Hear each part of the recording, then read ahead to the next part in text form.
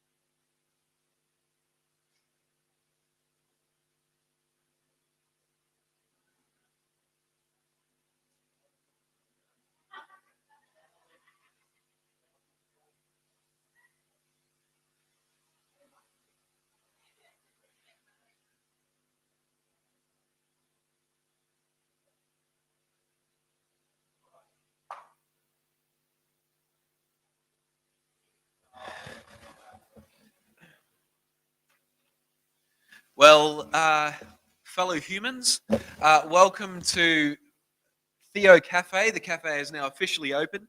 For me, this is a little bit of a surreal moment, to be honest, to be introducing our speaker. Of course, the Reverend Dr. Greg Jenks has his doctorate in biblical studies, and his doctorate was written on the Antichrist. Wonderful, very interesting. He was the Dean at St. George's College in Jerusalem.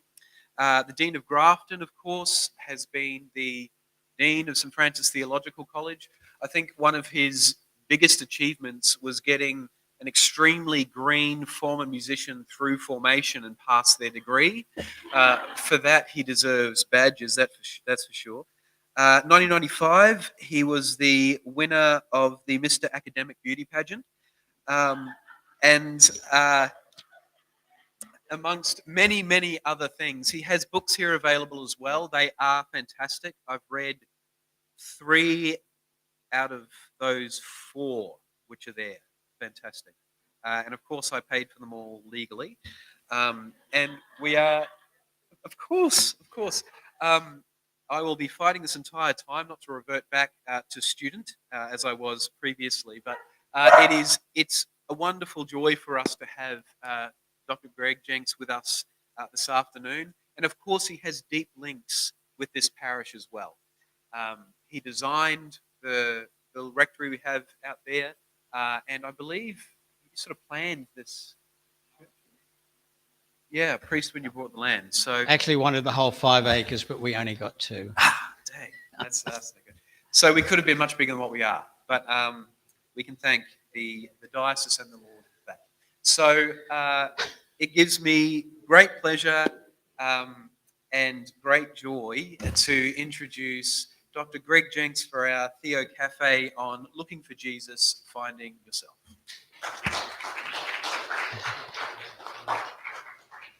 All right, so thank you. Thank you very much. What's your name again? Oh, yes, Clay. I've got the microphone momentarily. So it is lovely to be back here. And actually, before I arrived here this afternoon, I went for a drive down memory lane, namely Oxley Street, to have a look at number 7, which was the vicarage that was acquired about 2 weeks before I arrived here with my wife and 2 young children. And the eldest one, the girl, Danny, was enrolled to go to Christ the King. So we just had a hole in the back fence and she was at school. So that worked really well. She came home about the 2nd week and said, "Mummy, what's a bastard?" Because the kids had been telling her that if her father was a priest, which they didn't doubt at all, then she must be a bastard. So a little bit of a learning curve settling in to the Catholic school as an Anglican kid. Then she went to judo lessons and they stopped those sort of tricks. She found her own leveling mechanism. So a lot's happened in 40 years and a lot of water has flowed under the bridge. Clay mentioned that my PhD at UQ was on the origins and development of the Antichrist myth. But I mentioned to him when that came up, I said, actually, I started that while I was here. And it's not because I had a lot of raw material to work with. It's because the federal government announced they were going to reintroduce fees for postgraduate students from the next year. And that was in the budget of 1983 or 82 or something. So I rushed out to UQ and enrolled for my PhD, so I got it free of charge. I was one of the last of the postgrads to get all of my degrees at no cost, except to the generosity of the taxpayers.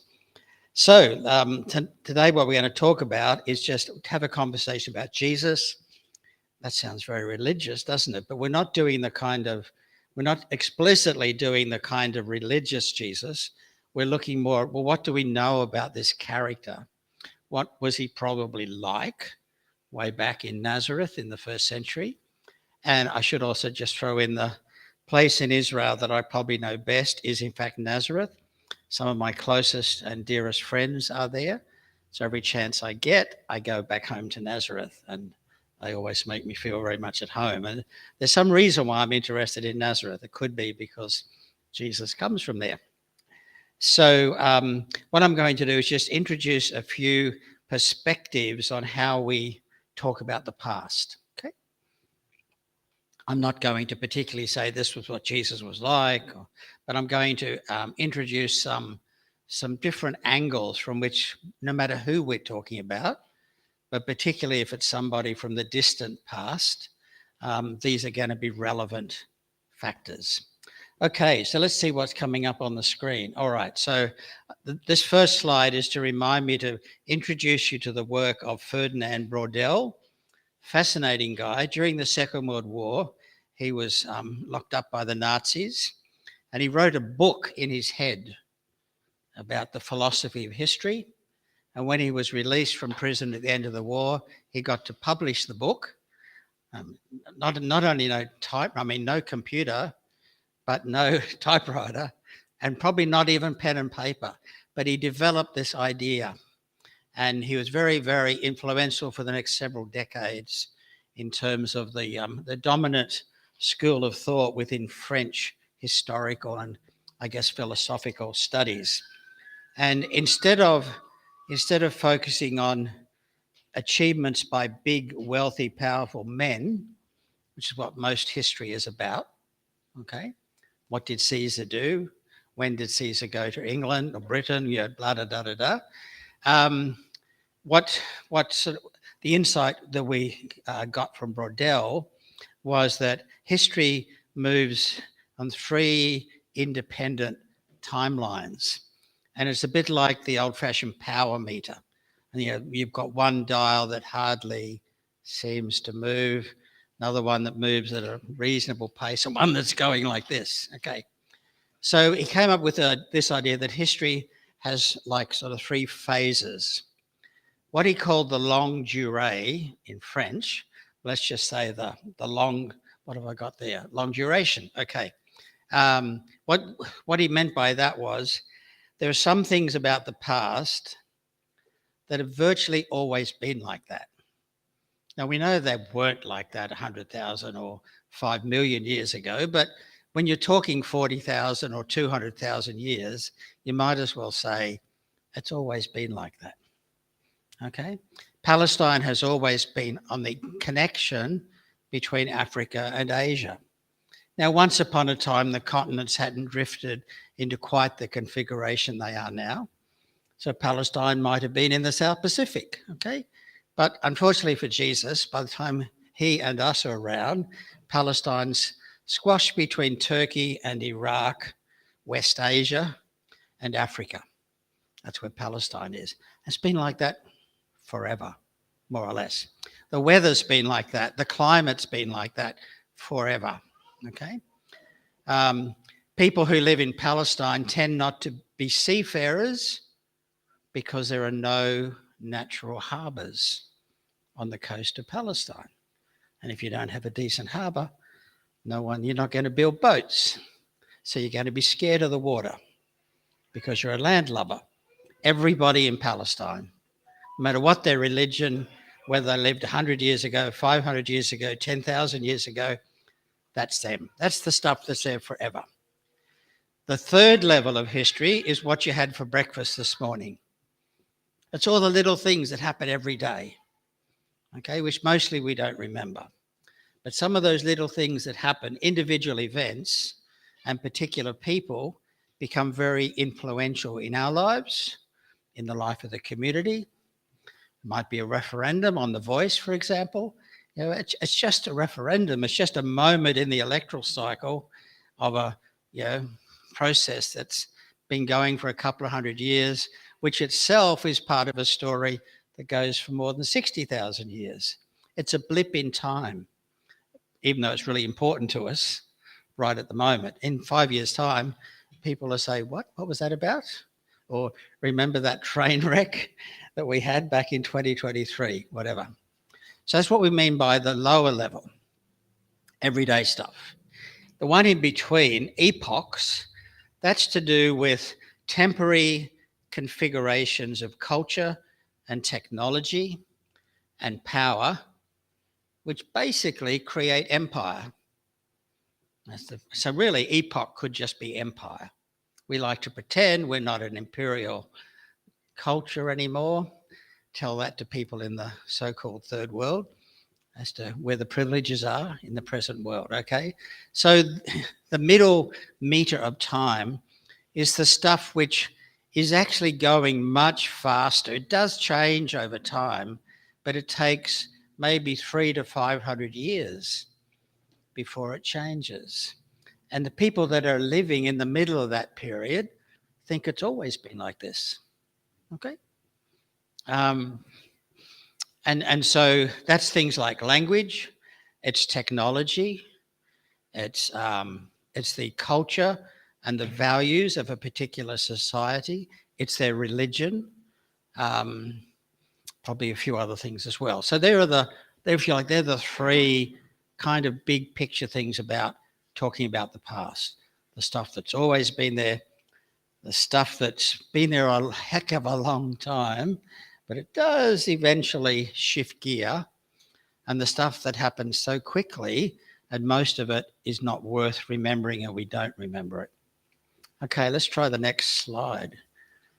So we can apply that same thing if we're trying to work out or how we're going to think about Jesus.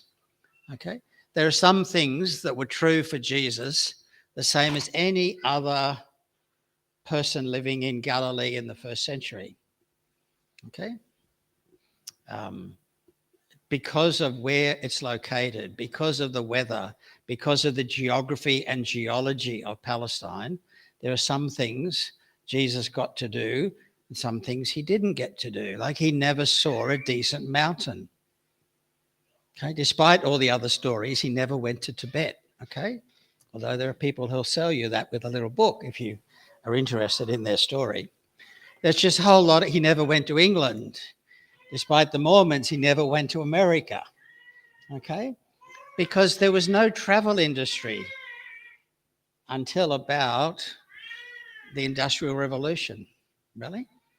And yes, there were people who would do a pilgrimage to Jerusalem in the Middle Ages, but they were very privileged and wealthy individuals who, remember, not only they had to take all their cash with them in a bag and not lose any of it and not get robbed and murdered and still get home at the other end of the trip.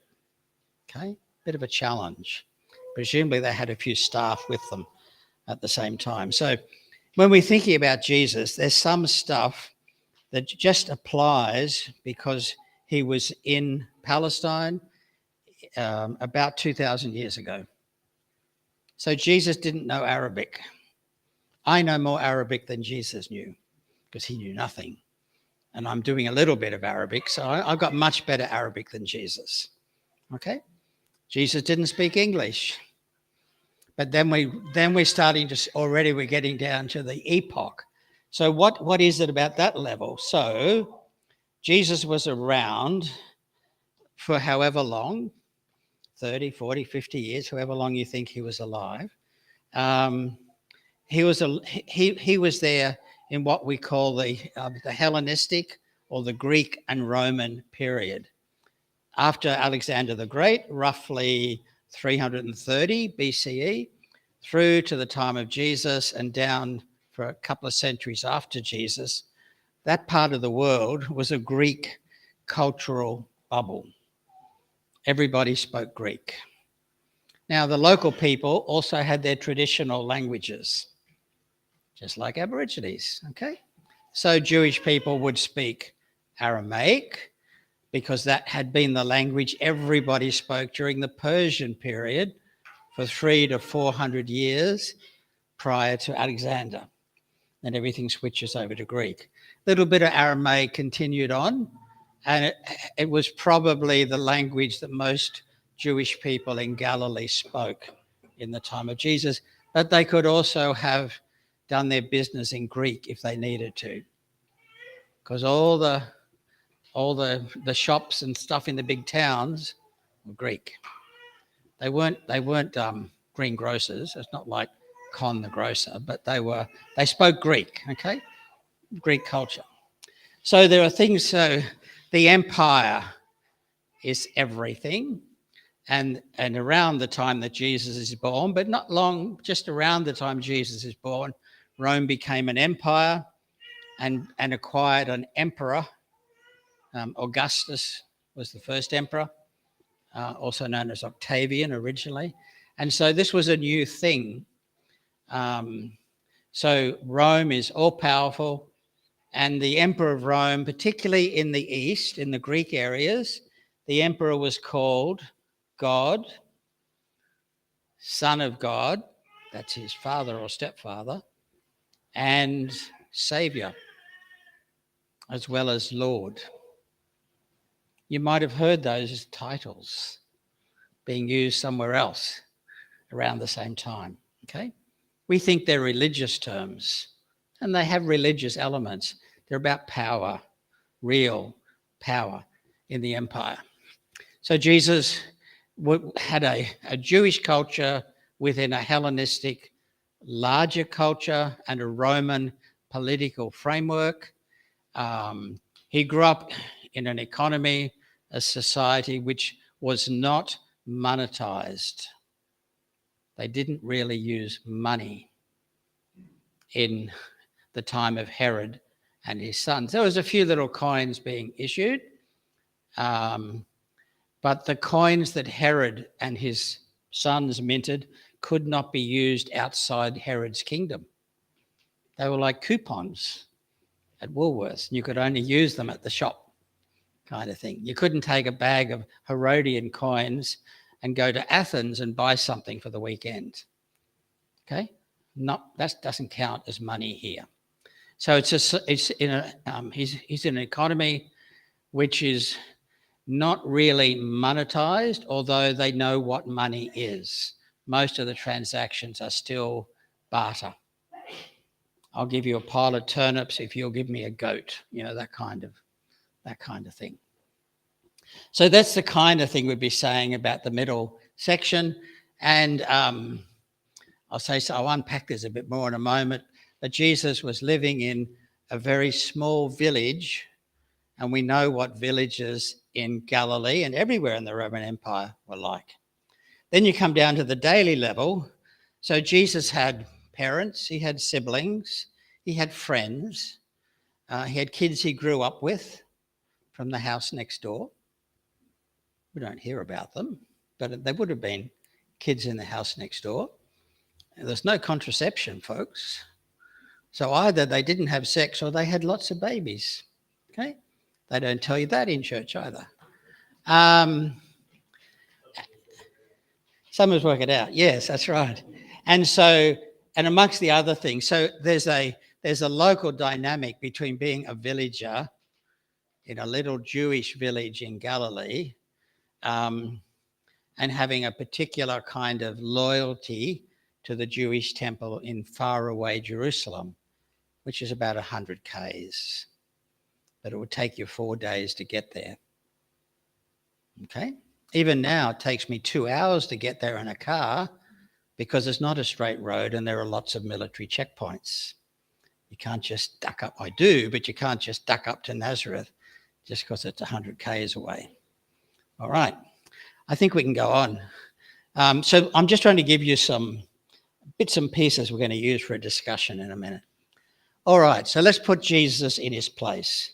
That's meant to be a little bit provocative, but anyway, let's put Jesus in his place. So let's just go through some of the. Actually, this is going to be fairly quick. There's going to be about 4 dot points.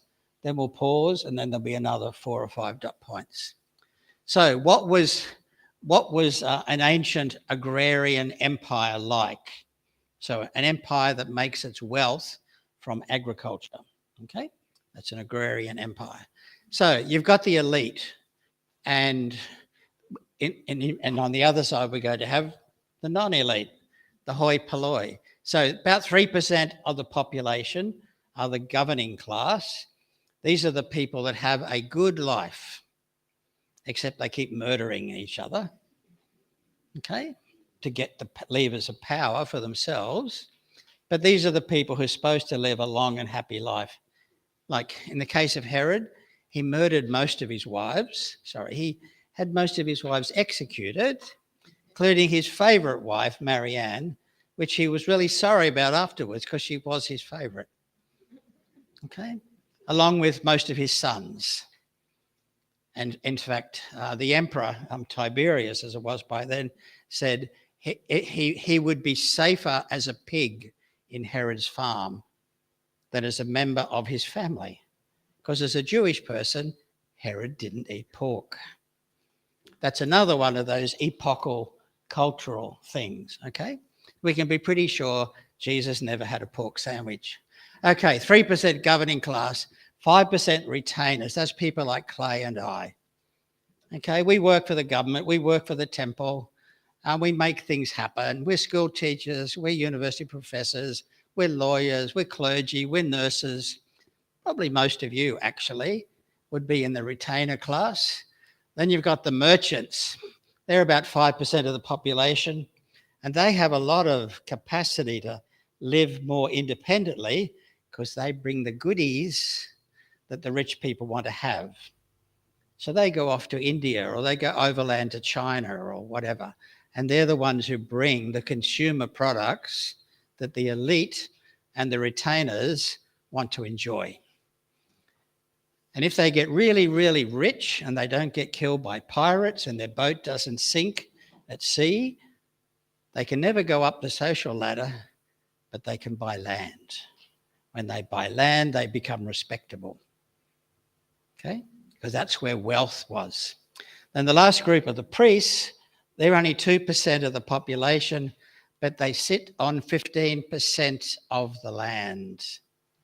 Have you ever heard of a church that owns a lot of property, but maybe doesn't have that many people in the church, but over hundreds and hundreds of years, the church acquires property portfolios? It was the same in the ancient world, no matter what God you worshipped. Okay? I'm not talking about the Jewish temple, we're just talking about priests and temples in the Hellenistic world. Clay's had a baby, look at that. Remarkable. All right, on the other side, you've got the non-elite, so that's about 15%. Running down the other side, it should have gone up, but didn't, never mind. 65% of the population are peasants, working little tiny farms, and if they get a bad year and they fall into debt, then they're no longer peasants. And that's the thing they're most afraid of. Becoming so poor, they lose the family farm. The next little group of people, artisans. Now, these are not the tradies with a beach house at Caloundra, okay? These are the peasants that lost their farm and now they're having to drive the school bus, except there's no school and there's no school bus. So these are the blacksmiths. These are the carpenters, inverted commas. So Joseph the carpenter was Joseph Mr. Minute of Nazareth, who once upon a time would have had a block of land, but he's lost it. Okay? No peasant wants to become an artisan, a craftsman. Means you've lost your assets. Below them, there's another group of people, which are the unclean.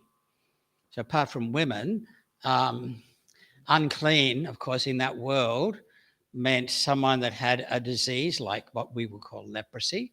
We know it's not leprosy, it was called Hansen's disease or whatever, but anybody with a contagious skin complaint, you can't come into my village. Okay. People who were doing jobs that needed to be done, but they made you ritually unclean, in which included, of course, burying the dead, working with dead animals. If say you're a tanner and so on, these are all occupations and work things that are going to, in that culture, are going to put you beyond respectable society. And there's a final group of people, if it's not bad enough, there's a 10% unders and overs tin at the bottom of the ladder. This is where all the snakes eventually end up in the snakes and ladders game. Okay. So the expendables, they're going to be dead by the end of the year. That's the population overs and unders tin. Okay. These are bandits, whereas unclean would include prostitutes, for example. Whereas these are bandits. These are people that have been sent to the salt mines. These are people that are rowing the Roman galleys or the Greek galleys. These are not careers with a lifelong prospect and a retirement plan attached, okay? You're going to be dead within 12 months. So that's how it worked. Now, if we look at the next click, these are the people that Jesus used to hang out with, okay? He would barely have had a chance ever to meet anybody from the other side of the list. Okay, he might have run into a few merchants, but those sort of merchants are mostly in Jerusalem and Caesarea and Antioch. They're not coming up to Capernaum. They're not going to Nazareth, okay? And just as I wonder where we would be, let's do the next click. Anglican Church, Southern Queensland. Where on the screen would we put the circle for the Anglican Church, Southern Queensland? Now, of course, I don't know, all right? I don't have an opinion, but I have a hunch that that circle might be over here. Okay. All right, so we've skipped forward to Nazareth. We can stay on this one for a bit. So Nazareth, what do we know about Nazareth in the first century? It's not very bright, unfortunately, but the date I've got there is 37 BCE to 39 CE. That's exceptionally precise because 37 is when Herod the Great, as he liked to be called, just Herod really. But why we still buy into his propaganda? Herod the Great. He was a creep. Okay? And he knew he was a mongrel. So when he wasn't doing too well because, his illnesses from, sexually transmitted diseases were taking over his life, he arranged for the arrest of the mayor of every village in Israel with orders that they were to be executed on the day that he died, so at least there would be mourning right across the country on the day. He thinks ahead, okay? You like that in a ruler, okay? He thinks ahead. He's not just in it for the electoral cycle. He's got a long-term plan. Okay, so 37 is when Herod officially becomes king, which is a job given to him by the Romans, okay? And it did involve murdering his brother-in-law, Mariamne's brother, so that he could take over the Hasmonean crown. Okay. And then 39 is the date when one of his surviving sons, who you've probably heard about, Antipas, Herod Antipas, features in the Gospels. He's the guy that chopped off John the Baptist's head, or at least ordered the execution. He's sacked by the emperor in 39, and he's sent off to his father's estate in the south of France. How tough is that? Please, universe, please exile me to a lovely estate in the south of France. Okay, that's some punishment. Okay, so we've got about 75 years or so when Palestine is being run by the Herodian family on behalf of the Roman Empire.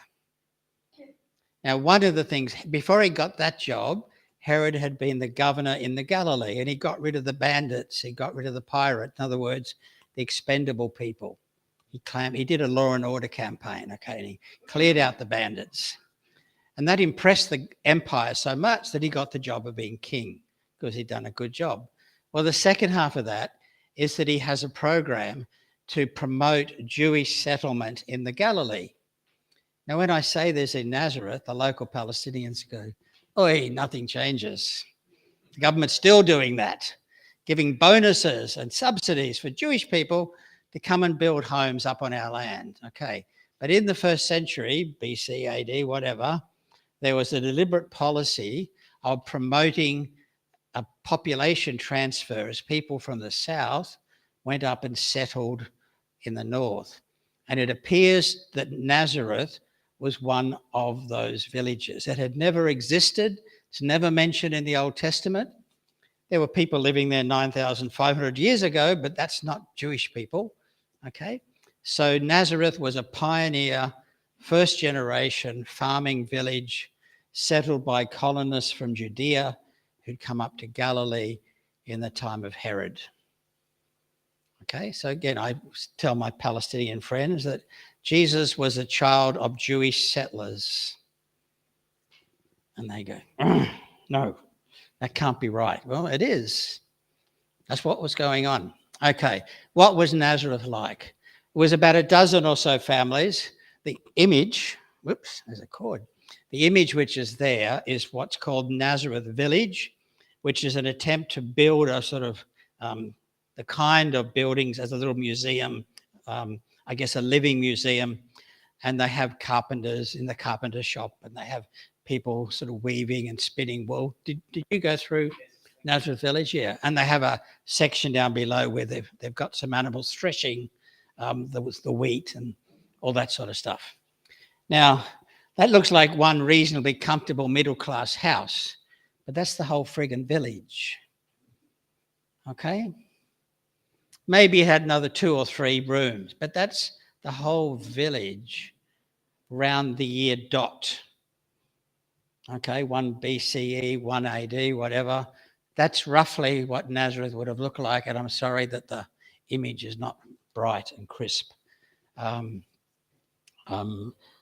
sure if you ask Clay nicely, he'll hand over the PowerPoint file for you.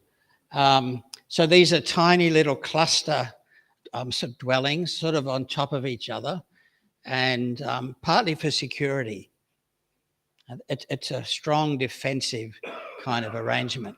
And the time that we imagine Jesus being alive, Nazareth would have only had a dozen or so families, but they would have all been mum and dad and 10 kids. Okay? So you get up to around 300, maybe 400 or 500 people max for Nazareth, okay, in the first century. They wouldn't, at this stage of their development, what they did have, naturally, they had some shared communal facilities for example, once you've harvested the grain, you need to have a threshing floor. When you've got grapes and olives, you need to have a place to squash them and get the oil out and get the grape juice out and so on. You need to have a place to store your grain out of the weather.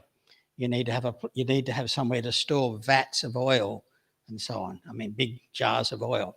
So that's the first thing the newly arrived farmers are going to do. They're going to build somewhere for the family, which typically will be on the front of a cave. When you first arrive, "Sweetheart, this is our cave. Hope you find it comfy."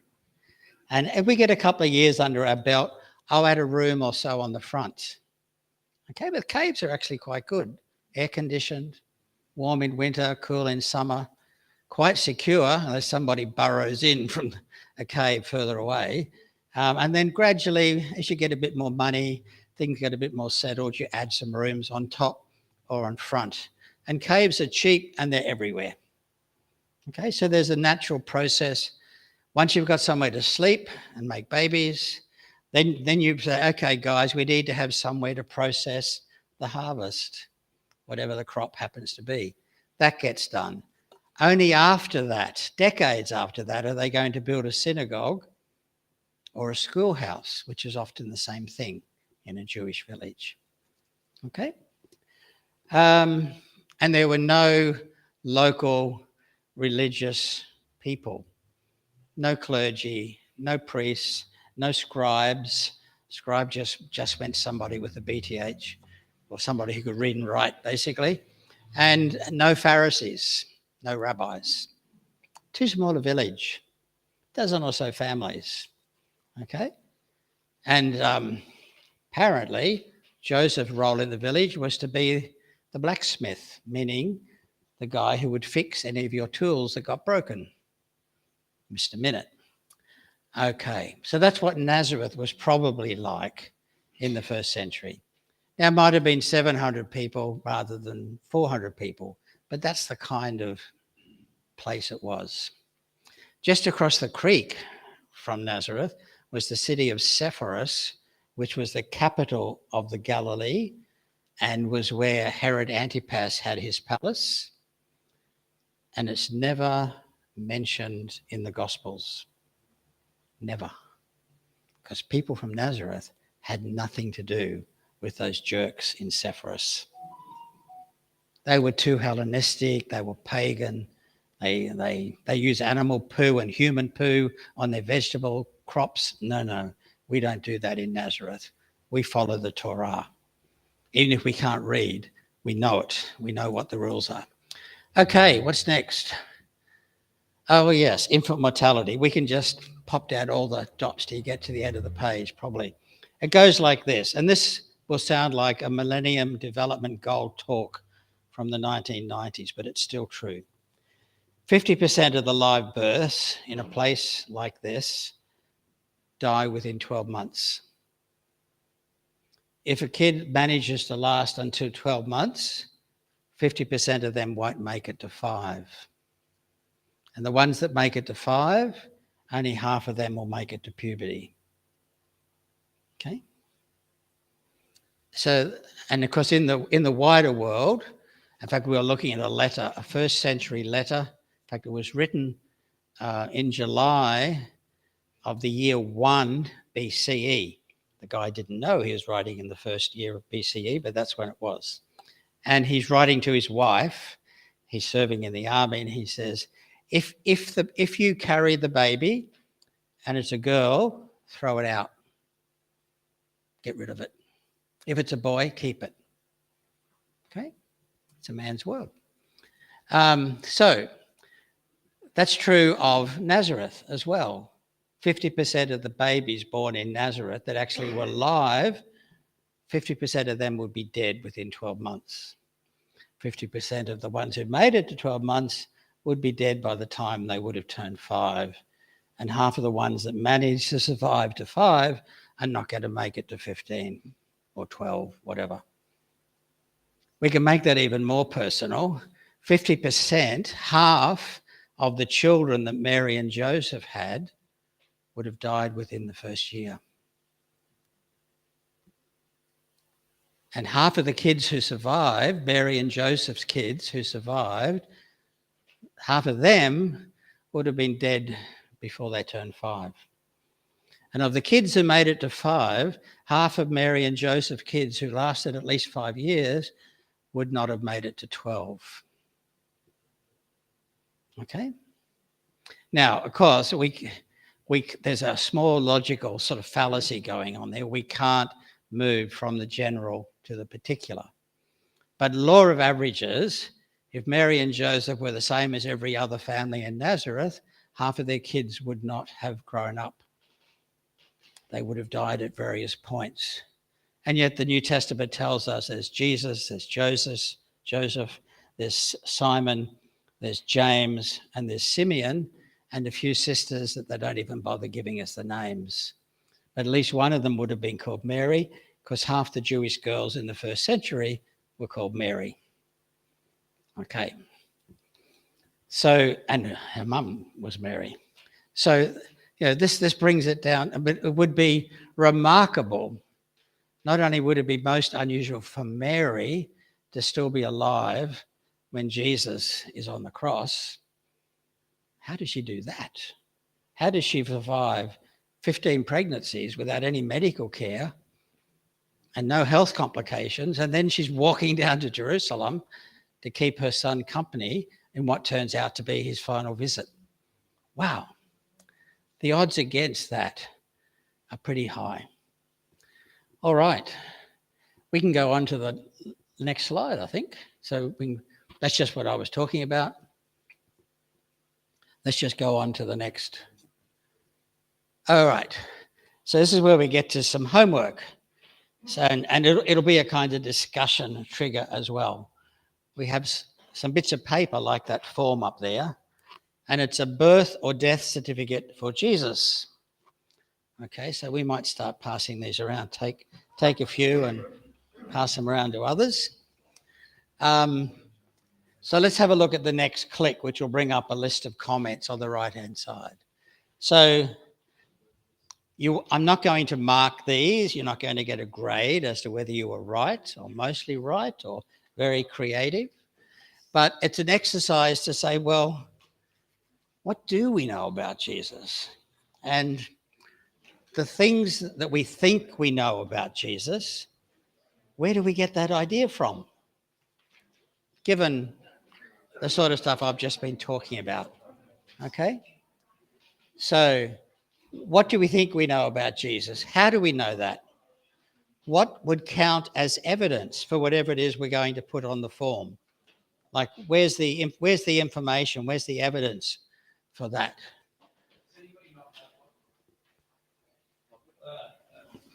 I thought you were arguing with the question for a minute. So what counts as the next one there is, so if we don't know, can we work on the basis of what we know to be typically the case? Okay, because of what we know about the slow move of history, the sort of middle period of history, and the fast moving everyday history. Can we draw on that? Are there still gaps that we just can't answer? Does it even matter? How much does it matter to us that we can't actually answer this fairly simple form?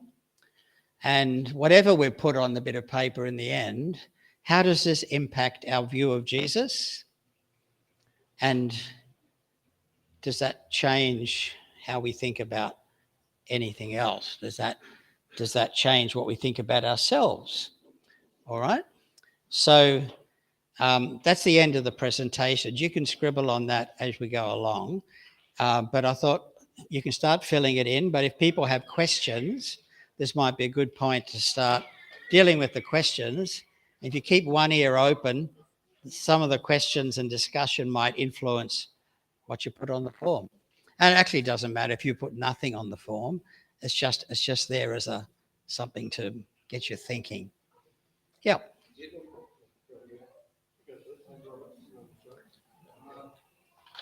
Which Jesus are you talking about? The Jesus of history or the Jesus of faith? I'm talking about the Jesus that the New Testament talks about. Jesus who lived in Galilee, died in Jerusalem during the time that Pontius Pilate was the historical Jesus is also the Jesus of, or Christ of faith. There's few additions in there. It's pretty hard to work out what's what. Yeah, but that's getting into a fairly sophisticated theological game. I just want to say, let's just talk about Jesus, and whether so that when we color in the details of Jesus with whatever we think are the historical realities, I'm trying to avoid facts, whatever we think were the historical realities, that gives color and texture to the Christ that we worship. Okay, because the Christ that we worship didn't arrive wrapped in glad wrap, speaking English with a BTH. Okay, he arrived in a little village. Now, Bethlehem's not Nazareth, would have been a bit bigger, not vastly bigger, but 4 or 5 times bigger maybe. But then was he actually born in Bethlehem?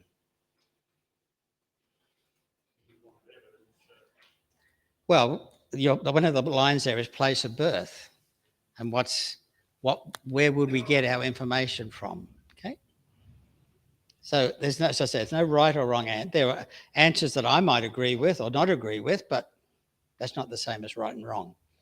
Okay, this is just to, and part of the rationale for this is because if our Jesus looks and feels and smells, let's be honest, Jesus probably never had a shower or a bath in his whole life. Yeah. He was probably around 30 years old by then. No wonder John put him in the river. Okay. So, yeah, it's like when you're out camping and there are no bathrooms and no showers. But it goes on for years and years and years. Now, if you're really, really wealthy, you have bathing facilities. And if you live in a big town, you'll have a public bath.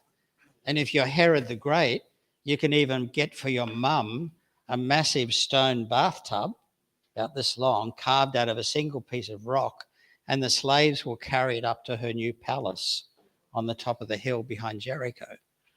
But no one's doing that for the people in Nazareth.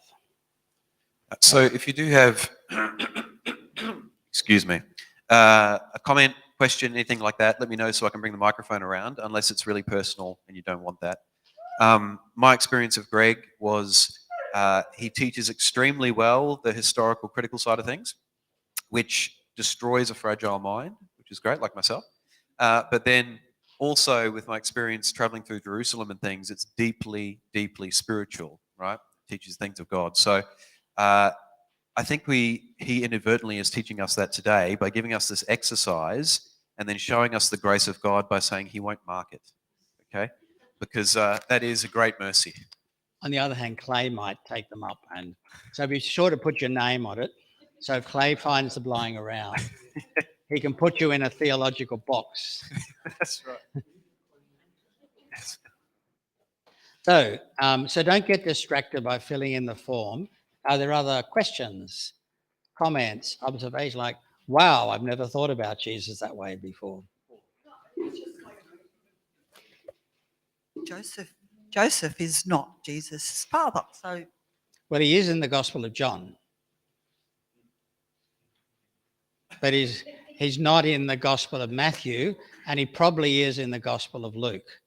But we're used to being told by the church that Joseph was not the biological father of Jesus. That's actually not what the New Testament says. We read the New Testament selectively. father.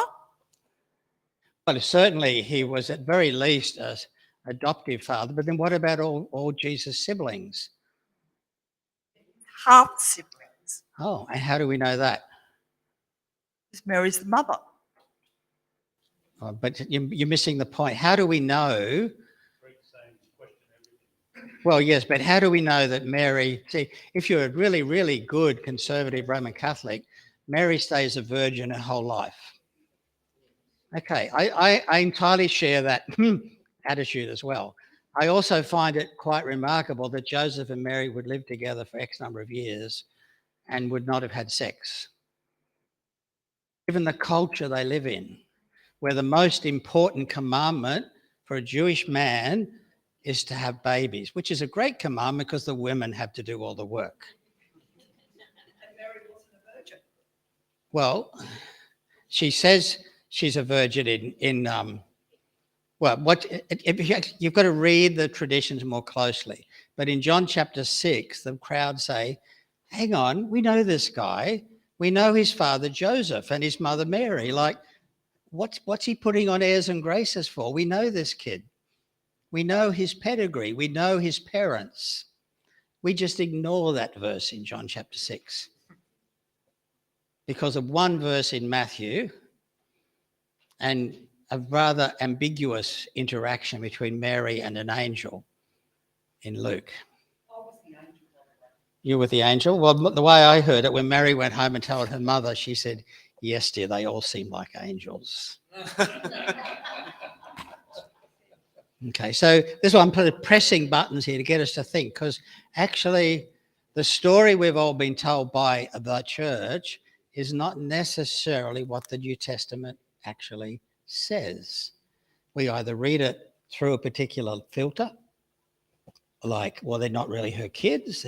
Joseph came along with, 8 other kids from a previous marriage. And sweet old Mary, who was actually very young, of course, she agreed to be the stepmom for all these people, but she and Joseph never had sex. Sure. Do you want to buy a bridge? I mean, that's just not what people do, is it? They just don't live like that. Okay? No, I don't think it's a coffee to buy. No, this is half the point. I'm like this without coffee, and I'm still drinking it. Yeah, I'm not really happy Oh, that's okay. with Mary as your virgin. You said she had to be a virgin. Didn't they misread Isaiah? Oops. Well, that's only quoted in Matthew, for starters. So let's. Still pretty important, though, if you're going to run around saying Mary was a virgin. Well, Let's look at what Isaiah said. And what he said was, yeah, I'm well aware of what Isaiah says, and there's a whole other story as well. But the other thing that fascinates me is, why does it even matter to us today that we have some opinion about Mary's sexual history? Really? Exactly. Who cares? Now, there have been times in history when people did care, and when Christianity was becoming respectable, and finding its place in the Greek and Roman world, a virgin and a mother were the 2 respectable things that a woman could be. And if you could be both, which is a bit hard, but Mary managed it, then that puts you on a pedestal beyond all comparison. And it feeds into the idea that spirit is good and flesh is bad. It's a dualism between flesh and spirit, between light and dark, okay? And that mattered a lot for some schools of thought in the Greek world. And that has fed hundreds of years of Roman Catholic theology about Mary ever virgin, all right? And part of it is, we might start out by saying, well, Mary was a virgin and she had a child, so like Mary had a little lamb. So if you're not a Catholic, Protestants tend to say, and after the birth of Jesus, Joseph and Mary got it off, like any other married couple. Oh, no, say the conservative Catholics, not the Catholics I hang out with, but traditional Catholics. No. The womb which has held the Son of God could not possibly have a penis coming anywhere near it. Really? What kind of theology is that? How do you understand creation if you think that penises and ejaculation and menstruation are inherently evil? They're not. That's God's order of creation. So we've imposed on the legends around the birth of Jesus a worldview which was not a Jewish worldview. Okay? People who were Jewish and lived in Palestine in that middle period of time, they did not think like that. Okay? But Greek and Roman philosophers, a couple of centuries later, were trying to A, control women, and B, separate out so we don't have any of that stuff going on, thank you very much. Okay, because it was seen as inherently, in fact, once they developed, particularly with, say, Augustine, when they developed the idea of original sin, which doesn't exist as an idea until St. Augustine, okay, his point was original sin is transmitted by the lust involved in sexual activity.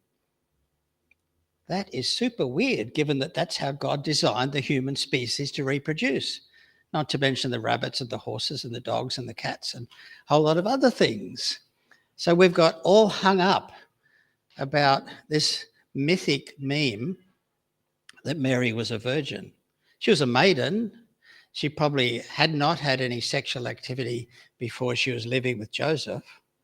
Okay, that's what we would expect. But I'm sure as eggs, in a small country village like Nazareth, I'm sure girls got pregnant before they got married. It would have happened from time to time. They still do in some places, so I hear, yeah. So anyway, but let's not focus on, I mean, in the way that as Matthew tells the story, he's building a comparison between Moses and Jesus, okay? And so remember in the story of Moses, the wicked king is trying to kill all the Jewish baby boys. What happens with Herod in Matthew chapter 2? The wicked Jewish king tries to kill all the baby Jewish boys, okay? In the story of the Israelites or the Hebrews going down into Egypt, there's a guy called Joseph. What does Joseph do? What's on his business card? What's he famous for? Yeah, but what's Joseph? What's he good at? Dreams. He's a dreamer, an interpreter of dreams. He upsets his brothers, he upsets his parents, and then he does his dream gig in the prison, and then he becomes the official dream interpreter for the Pharaoh. In Matthew's gospel, how does Joseph hear from God what's going on? In a dream. Not just one dream, multiple dreams. Okay? So any Jewish person reading the first couple of chapters of Matthew is going to go, well, this guy sounds like Moses 2.0. That's exactly the point Matthew's trying to get across. Okay? He's not actually trying to describe Mary's sexual history. He's trying to get across that God was doing stuff in Moses to liberate the Israelites. God is doing stuff in Jesus to liberate everyone. That's the story that Matthew 1 and 2 are trying to tell. Okay? Luke has a totally different story to tell.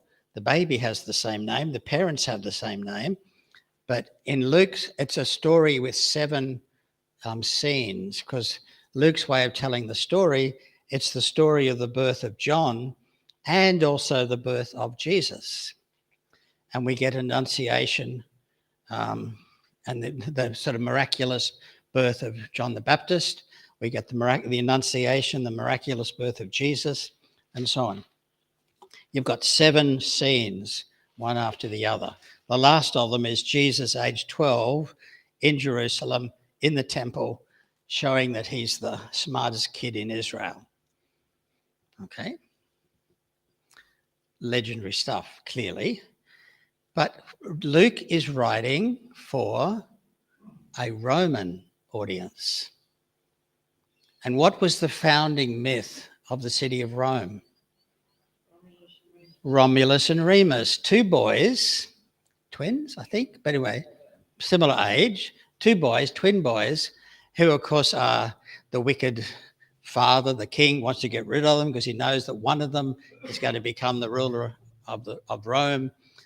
He sends them off into the forest with a hunter whose job is to kill the boys. He can't quite make himself do it, so he just abandons the boys, because that's what Roman people did. They would abandon children in the forest.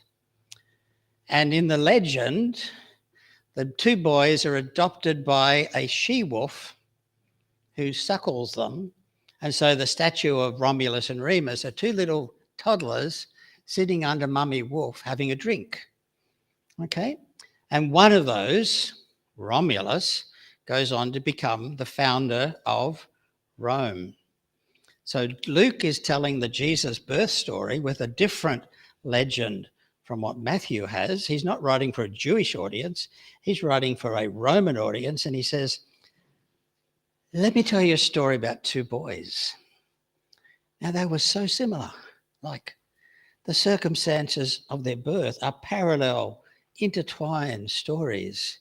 But one of these boys is going to end up being the ruler of the world, the savior of the world, because that's the job you give to the emperor, Savior, soter.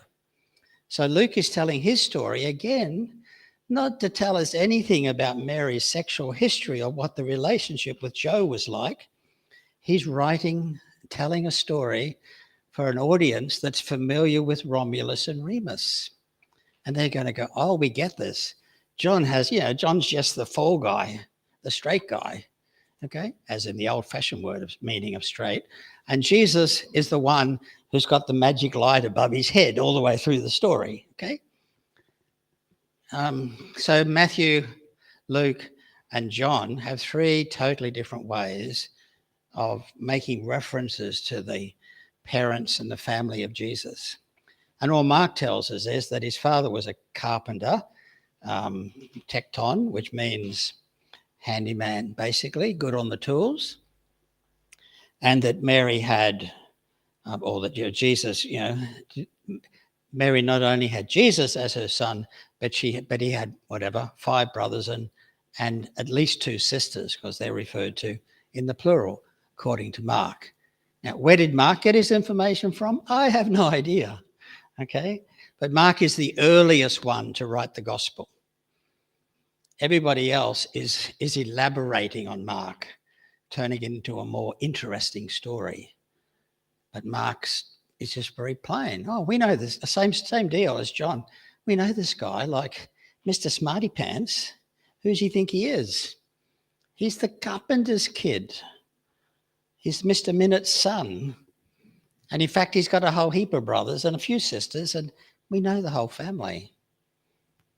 And see, one of the things about that part of the world still to this day, if you meet someone in Palestine, particularly if you meet, say, a Palestinian, they're not going to say, oh, hey, Doug, what do you do? They're going to say, hey, Doug, who's your grandfather? Because if I know your grandfather, I know what family you're from and whether your family is trash or good people. I don't care what you do, but I want to know what sort of person are you. It puts you in a box, because we're all into boxes. Yeah. So Mark is telling a very simple story. He's not bothering to tell any special.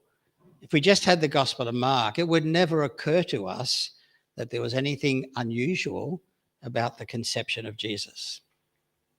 Matthew tells a story that makes Jesus sound like Moses 2.0, and in doing that, he quotes the Isaiah passage, Isaiah 7:14. He quotes it from the Greek, of course, because he's writing in Greek.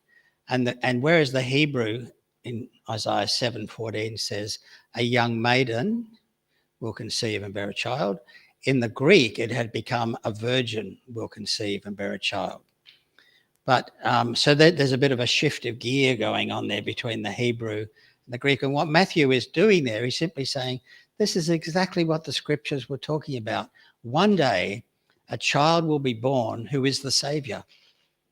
That's the point of a virgin will conceive. Not that she's a virgin, but finally, the child who's going to be a great blessing to the world has been born. And that's why Isaiah said, and I think he didn't mean one woman, I think he was saying to the king, so all the women in Jerusalem at the moment who are pregnant, when the time comes for their babies to be born, they're going to call their sons Emmanuel, because God rescued us from the Syrian siege. Okay, so I'm putting a 9-month timeline on my prophecy. It's not for 700 years' time. It's true or false in the next 9 months. That's what Isaiah 7:14 is doing. By the time you get to the Septuagint, which is the Greek translation of the Hebrew Bible, it's taken on a whole life of its own, as it had all through the Greek world, looking for the birth of an amazing child who would bring peace and prosperity to the world. That's a bit of a big CV for little baby Jesus, but that's what that's what Matthew is ticking off. Luke says, oh, let me tell you about these 2 kids. Okay, one of them's going to be the ruler of everything. So we can understand why and if they walked in now, they'd say, what the hell are you talking about Mary's sex life for? That's got nothing to do with it. Okay, Paul didn't know about it. Mark didn't know about it. John didn't believe in it. Why on earth are we going on about the virginness as if somehow that matters? Can I make a suggestion to you? So Jesus' birth, Matthew's put it that way, so it's not inferior to the other Old Testament verse. Samson, Jeremiah, certain it's got a different to them. I think that's drawing a little bit of a long bow. So there actually aren't very many special births in the Old Testament. Yeah, couple. So straight away, it's not a big meme in the Old Testament. Okay. In fact, Moses has more of a spectacular birth, but it's after he's born when he has to survive not getting killed and adopted by the Pharaoh and yada, yada, yada. That's pretty spectacular, but it doesn't involve a virgin mother. Okay. And in fact, he's got an older sister and he's got possibly an older brother as well. And also his mother's name is Jochebed, which means servant of Yahweh. And Moses hasn't even heard about Yahweh as God's name yet. That happens at the burning bush in Exodus chapter 3. So there's a few bits about the story that are a bit weird. We're told nothing about Jeremiah's birth, okay, other than from your womb I've chosen you. But that God could say that to anyone. He wasn't suggesting that there's anything remarkable about Jeremiah's birth.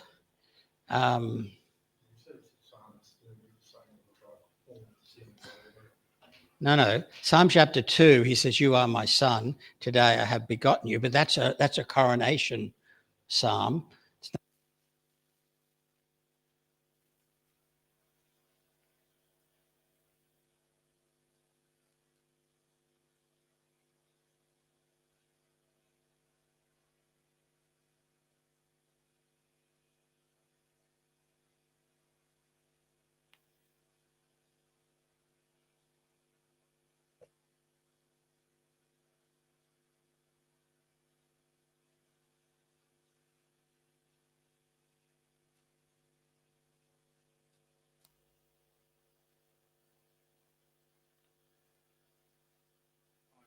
Matthew, is it working? Okay. One sec.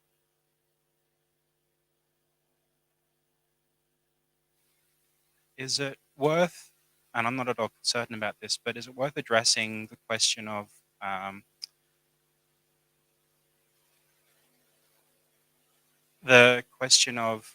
the Immaculate Conception referring to Mary's birth, not Mary's pregnancy?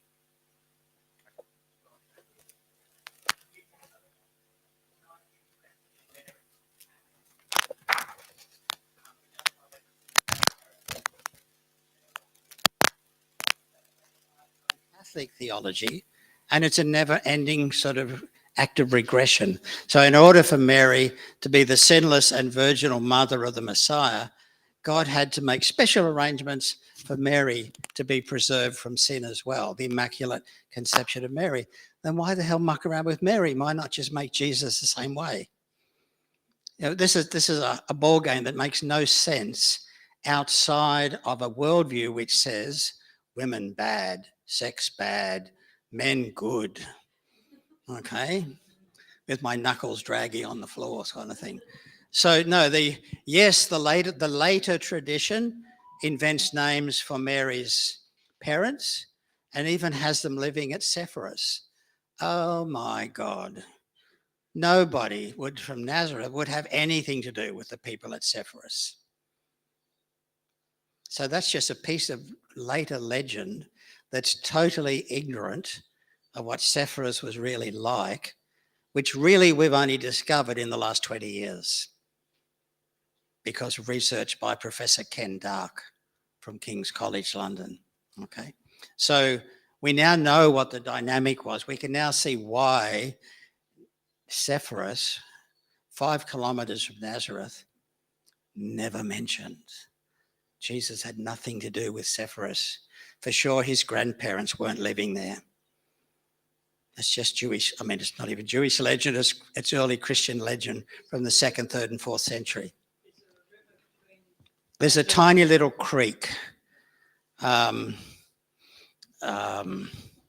I'm so out of date with the creeks around here after 40 years, but it's a tiny little creek. Like, okay, the little creek that's just below the shops, what used to be the shops down by where the Captain Cook Memorial used to be, and now it's the Centaur Memorial, that little park on the sort of headland there. If you go down the slope a little bit, there's a stormwater drain. Okay, that's about the size of the Nahal Zapori, or the Wadi Safariya in Arabic. That's about the size of that little creek. Yeah, and the people on this side of the creek had totally different rules than the people on that side of the creek. They're Greeks, we're Jewish. Yeah. I just want to double check the timeline on this. So obviously we have mention of Jesus' siblings when he's at the temple as a 12-year-old roughly, and they are suspicious of him basically. They doubt that he's telling the truth. And then at his death, there's also siblings mentioned. Do we know that those are the same siblings? And given that the to adult survival ratio is 12%, is it likely that some of the siblings present at his death were quite young? Only if Mary kept having babies. So that's one part of it. Actually, I don't think any of his brothers are mentioned as being there at the crucifixion. His mother is, but none of his brothers are there because they weren't disciples. They weren't believers. Okay? It's like the family with a preacher kid, but nobody else buys this stuff. Okay? So the reference to Jesus having brothers and sisters, that's in Mark chapter 6. And it's very, very early in the story. He's not yet gone to Jerusalem. Whereas the story of Jesus in Jerusalem as a 12-year-old, that's basically doing his bar mitzvah. Okay, not that there was a bar mitzvah ceremony in the first century, but equivalent to that. So that's a story Luke has created. It's come from we don't have that story anywhere else. Greg, I'm concerned that I have remembered something wrong from lectures, which would be highly probable. But selfishly, I just wanted to kind of verify that I'm not entirely insane yet. I can't put a dirty coffee cup on the altar. Sorry, it's too much a priest. Absolutely, yes. You'll get zapped. So, is it accurate to say that the evidence suggests that most synagogues in the first century probably weren't buildings? They were gatherings of the leaders of the area? Okay. Not quite. So just then as now, when it's time to say the daily prayers, you need 10 men who are over the age of 12. And they can be standing in the departure lounge at an airport. It's just a group of 10 men that are required to make up the congregation, because the Hebrew word kahal, the numerical value of those three letters is 10. So the rabbis decided after the time of Jesus, 2nd, 3rd, 4th century, with the Mishnah and the Talmud, that you need 10 Jewish men who are themselves bar mitzvah in order to say the prayers. Sure. That's like the quorum for Jewish prayers. The dominant religious institution at the time was the temple in Jerusalem. It's a long way away. Okay. Larger towns and wealthier villages begin to have synagogues. But even when we say first century, do you mean the first 30 years? You mean the middle 40 years? Or do you mean the last 30 years? Because there's a lifetime between each of those, especially if not many people live all that long. So the first 30 years, which is more or less when Jesus is around, okay, places like Nazareth are very rudimentary. Unlikely there would have been a special dedicated building. That's not to say there weren't Jewish men saying prayers, but probably none of the men who lived in Nazareth were literate. So how are they going to say the prayers? They won't have a Jewish prayer book because they can't read. And there wouldn't have been one at the time. So these are not scribes, they're not rabbis, they're farmers. So they might have gathered from time to time to pray for rain or to whatever, but we don't know to what extent people in a little town like village like Nazareth would have gathered for what we would call synagogue services. By the time you get to the final few decades of the first century, after the destruction of Jerusalem, then Sepphoris becomes a Jewish rabbinic city where the great council of the Jews actually lives in Sepphoris. Okay, and we do have synagogues, and we do have scribes, and we do have rabbis just across the creek. Sepphoris is a totally different town than it was 50 years earlier. Continuing on that theme then, Greg, how do you understand the presentation of Jesus reading in the synagogue where he stands up after the reading of Isaiah and declares this has just happened? Yep. Because they make the sense of that it's a synagogue at that stage. Yeah, that's but Luke's. what you're saying is it's Yep. probably distorted in some way. Oh, I'm actually saying it's totally made up, but yeah. So Mark Let's be mentioned clear then. Mark mentions Jesus going to the synagogue, Yeah. and we don't know whether does Mark actually know that? Like, what information does Mark have? Who is this Mark guy anyway? You could Okay. probably ask that about any of this. No, we can't. We can answer it with more certainty for some of them, but who is this character writing Mark? We don't know. It's an anonymous document. Okay. So Mark has a tradition, and Mark is very close to the oral tradition, which is why the Greek in Mark is so terrible. Okay, it's conversational stuff turned into Greek, but it's not proper sentences. So Mark is very early, very unrefined. He's got a tradition that Jesus went home to Nazareth, and on the Sabbath, he went to the synagogue, as was his practice. That could be said of any vaguely religious Jewish person living at this time in history. You don't actually have to see Jesus' diary to know he might have done that. That's probably where Mark's coming from. Matthew improves it a little bit. Okay. Luke turns it into his inaugural speech at the official launch of his ministry campaign. Yeah, and the speech that Jesus gives in Luke chapter 4 is remarkably similar to the speech that Peter gives in Acts chapter 2, both of which Luke wrote. Okay. They're both inaugural speeches, and they feature the role of the Holy Spirit. So Luke, of course, has never been to Nazareth, unlike me, okay, even 2,000 years later. There is no hill on top of which the city was built. He's thinking that Nazareth is like Athens with an Acropolis. Nazareth is on the side of a slope, and there's not a decent bit of escarpment for a couple of kilometres, but the village is not over there on what is now delightfully called Mount Leaping, where Jesus leapt off the mountain, which is not in the Bible either, but that's the local tradition. Okay, so these are incredible, beautiful stories, but I think what we need to be asking is not what do they tell us about what was happening in the year 28, it's a common era, but what is Luke trying to say about Jesus? Well, Luke is putting his story form what John says in chapter 1, verse 12. John says he came to his own people, and his own people did not receive him. Okay, that's what Luke is telling us. He went home. He was on the reading roster. Really? Where did he learn to read? Not in Nazareth. Okay, he's on the reading roster on Shabbat, and he does actually read. He doesn't just sit there while someone else. He chooses the reading from Isaiah chapter 61.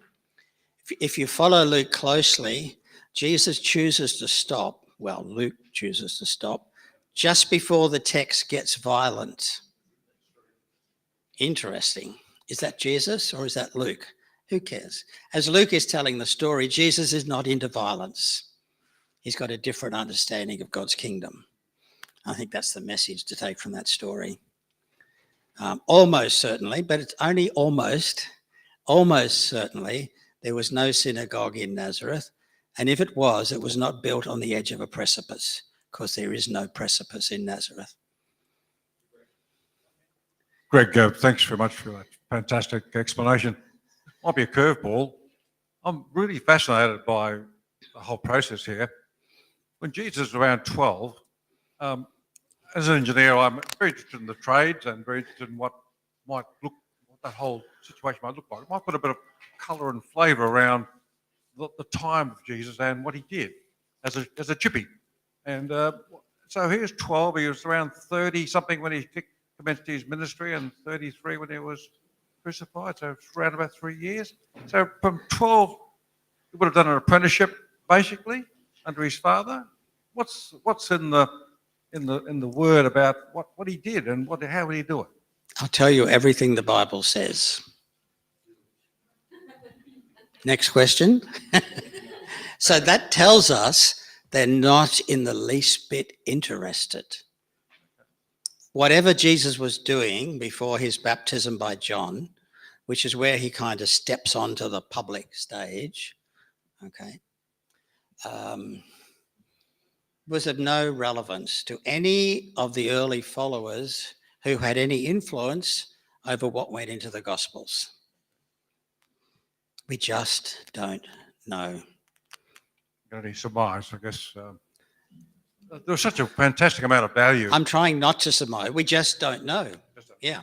I mean, we actually don't know how old he was when he gets baptized by John. The number 30, I think, comes from the first verse or something of Luke chapter 3 or something like that. And again, we have no idea how long his ministry was. In the Gospel of John, when Jesus is getting into an argument, the crowd says to him, "You're not even 50 yet." And because in that world, to be 50, you've done remarkably well. You got to 50. So we don't know. There's a tradition. The tradition of the church says that Jesus was 30 when he started his ministry. But we only have like half a dozen fixed points, datum points. One is we know the dates for Herod's reign. We know he died in what we call 4 BC, which used to be a radio station, but not anymore. Okay. We know the dates for Philip and Antipas and Archelaus, his sons. We know the dates for Pontius Pilate being procurator in Judea and Samaria after Archelaus is sent to France with all his brothers who went dead. We know we can work out with, I think, pretty close to absolute certainty the date of the crucifixion, which was the 7th of April in the year 30, not 33. But because the Gospels say he was 30 years old, and then we add 3 years on, we only add 3 years on because in John's Gospel, Passover is mentioned at 3 different points in the story. You only need 18 months to have an annual event come around 3 times. So we just don't know whether Jesus made one trip to Jerusalem, never came home, which is what the synoptics say, Matthew, Mark, Luke, or whether he was ducking down to Jerusalem back and forth all the time, which is what we get in John. So John has a totally different way of talking about Jesus. Matthew, Mark, and Luke are sort of singing off the same song sheet in a way. Yeah. And as far as we know, there wasn't actually a bar mitzvah tradition for Jewish boys at that point in history. It developed in the 2nd, 3rd century. Greg? Yeah, sorry. Were they presented at all? As babies? No. I mean, if you're a farming family, or in Joseph's case, not even a farming family, you're just the Mr. Handyman in the village, you don't have any spare cash, and you're not going to have those sort of ceremonies.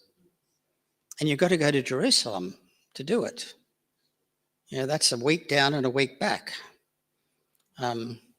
Just not how people use their time in the ancient world. Yeah. Yep. How are we doing? Greg, Yes.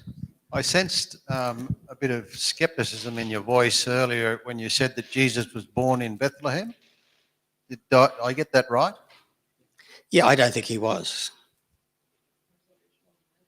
And any speculation or? Oh, it's too good an address. It's a theological postcode.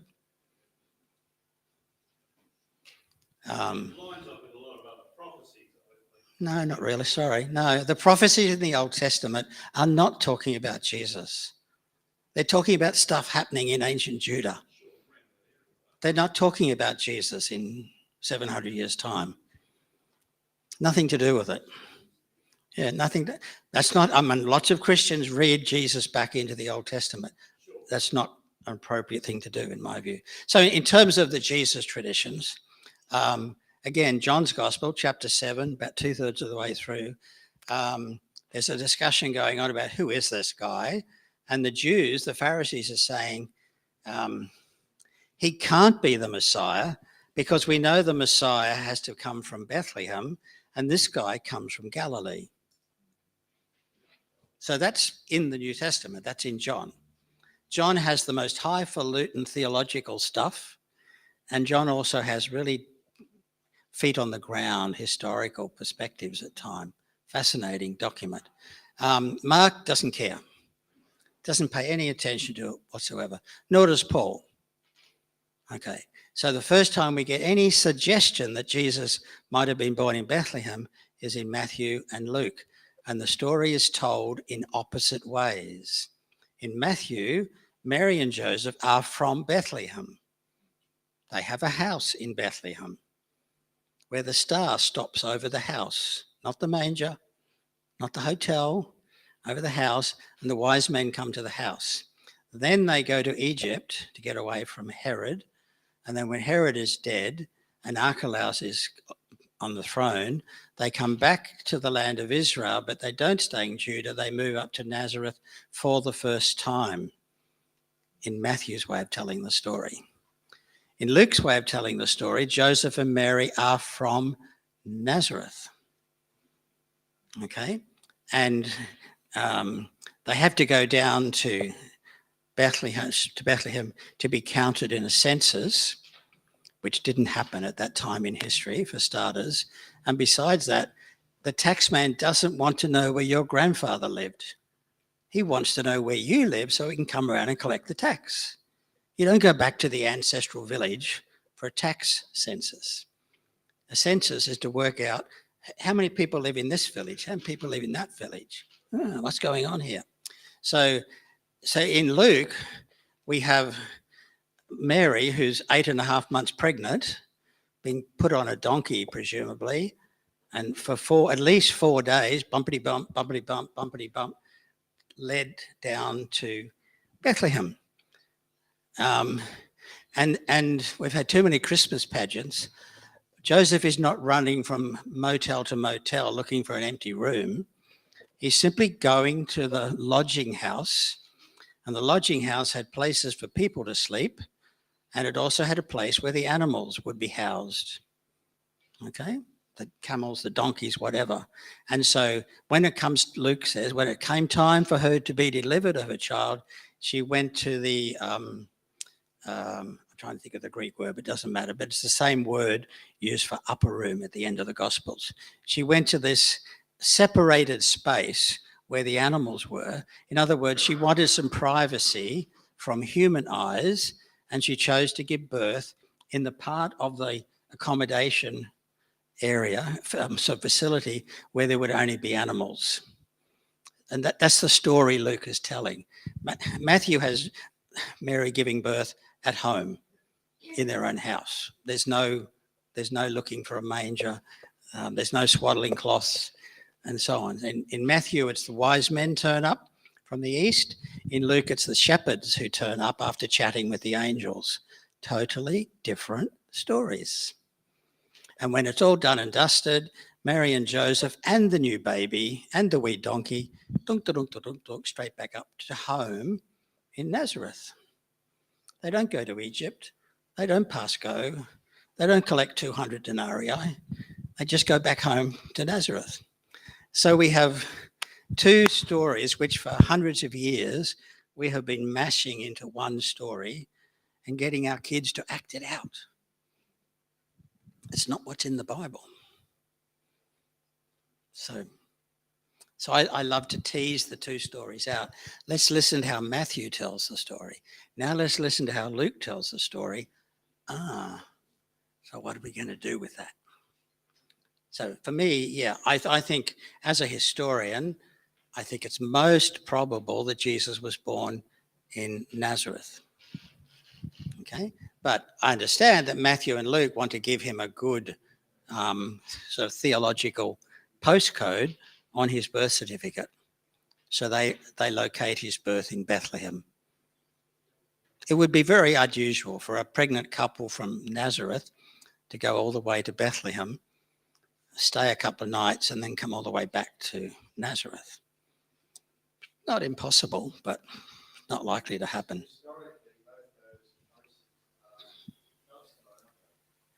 It depends what you mean by Palestine. Palestine is the name for the land south of Lebanon, north of the Sinai Desert, historically called Palestine, also called Canaan. Both words are used. In the time of Herod, he controlled everything from Galilee in the north down to Judea and places south of Judea. So it was all one country, the kingdom of Herod. So they could certainly move within Herod's domain. Just how many guys here would put their 39-week pregnant wife on a donkey and walk for 120 k's along an unpaved road?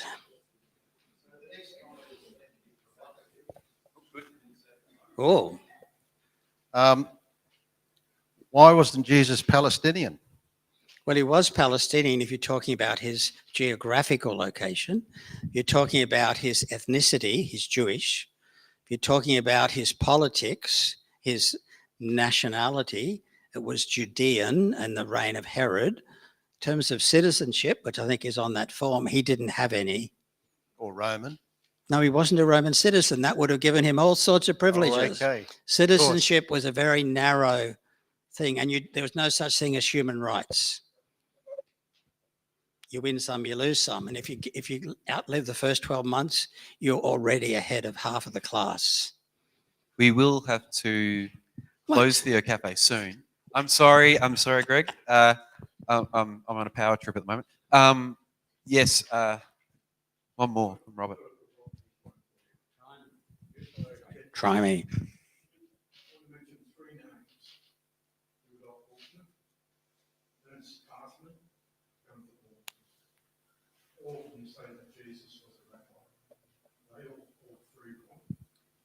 Yes, but I don't think they do all say that. So I'm saying I don't think they do. Okay. It's not the kind of thing Bortman would be interested in saying. Okay. Well, all I can say is I'm familiar with all of those guys because my PhD was done with Michael Lackey. Michael Lackey was a student of Ernst Caserman. Ernst Caserman was a student of Rudolf Bultmann. I mean, that's my DNA. Okay, that's my theological DNA. Yep. Okay. Well, then, if that's what Bultmann said, I would be really surprised if he did. He was wrong. It's okay to make mistakes. I'm wrong a lot of the time. Ernst Caserman, I'd be really surprised if he said that. And if he maintained that view all the way through his career, I'd be really surprised because, again, it's not the kind of thing Caserman is interested in. Bultmann and Caserman were interested in, here comes some German, in the was of Jesus, not the das. They wanted to know that Jesus was around, but they didn't care what he was like. They didn't want the details. Yeah, I'm not surprised you found the quote somewhere, but I'm just saying it's not typical of either Bultmann's theological position, and even if Caseman made that statement at one point, was it a consistent point of view all the way through his academic career? Jesus was almost certainly not a rabbi for exactly the sort of reasons we had up on the screen. If he comes from Nazareth, he's never going to get the education to be a rabbi. Oh, that's fine. That's scholarship. People form opinions based on the knowledge they have at the time. You know, Bortman is basically early 50s. Time has moved on. Caseman died many years ago as well. Was very much, and Caseman was much more interested in, and it was a deep disappointment to Bortman because Caseman said, no, there is something we can know about Jesus. Whereas Bortman would say, we can't know anything about Jesus. Okay, so yeah. Yeah. I'm sorry? He said that we're meeting in preaching, so that's something. Well, that's a theological statement. And that's for Bortman, it was the preached Christ of the Kerygma is what matters. Well, okay, Bortman's a wonderful scholar. He had his blind spots. He had his wonderful insights. That's a very theological claim. And how is it ever to be validated? I'm sorry? Well, see, I wouldn't agree with Bortman, but if he did say some of those things, he was wrong, in my humble opinion. But then I say things that are wrong probably every day.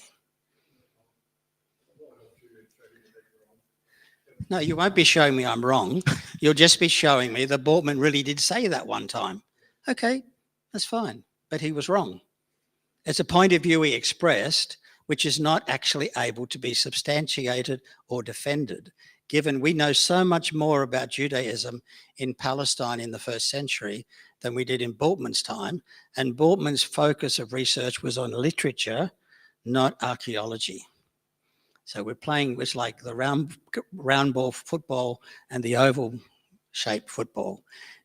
You know, they're two different codes. Yeah, that's all. This is wonderful. Thank you so much. This is what TheoCafe is about, right? Adult discussion, adult disagreement, critiques, learning from each other. And it's exactly what we want. So all of this stuff is partially what got me hooked again into not just being interested in the Bible and interested in religious literature, but actually into faith as well, right? There's this real, I think, fallacy that if you start digging into this stuff in a logical, truthful way, then it's somehow going to attack and damage your faith. It does not have to be the case. In fact, much of the time, it will lead you on a path that will deepen it. It will evolve it, change it, and make it something that we never thought it could be in the first place. So, if I can just close by adding on to that. Please do. So my view would be that if we want to talk about Jesus as in some sense an incarnation of God, God amongst us in human form, whatever form of words you're comfortable with, to me it helps to think, well, what that looks like is a tiny village with a dozen or 15 families, probably 60, 70 kids running around. Half of them are going to be dying at any given time because of disease and other things.